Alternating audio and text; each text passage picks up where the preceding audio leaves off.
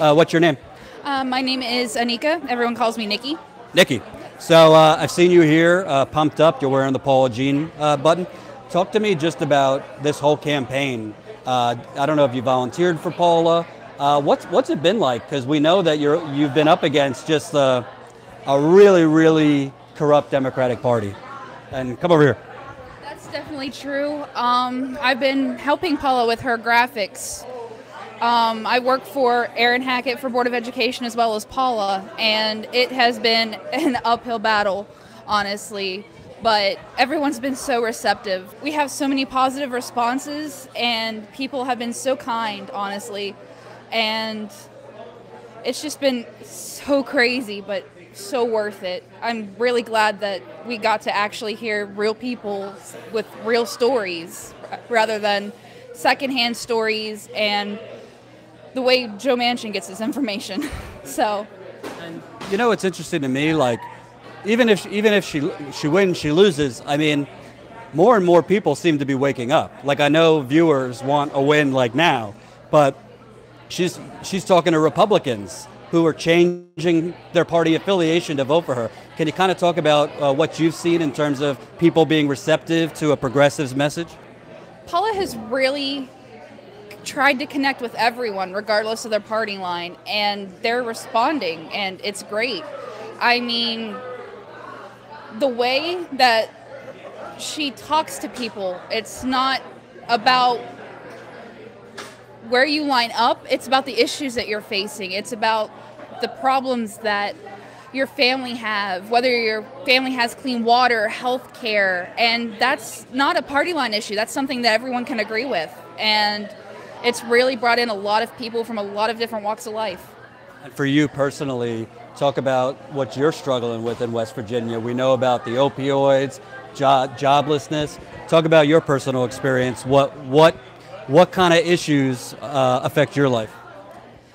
I just recently lost one of my best friends to the opioid crisis. His name was Ethan, and he died about 2 months ago.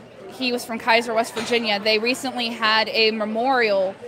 It was a opioid workshop that was hosted by Patrick Morrissey, and it was not what a lot of people expected, and it's not something that's going to go away overnight. I mean, people really have to care about this issue, and they have to address it that way. And clean water. Also, my neighbor doesn't have clean water. She had to go to the newspaper because no one would listen to her because she literally could not drink her water. And cancer. I live about 5 miles away from a coal power plant, and every other house has cancer. And it's ridiculous. The fatality rates that are among these areas of low income and just everything put together, it's just really bad for West Virginia. West Virginia can do better than this.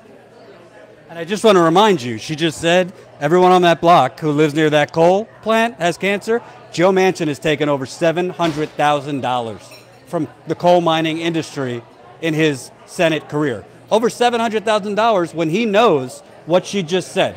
He knows people are dying.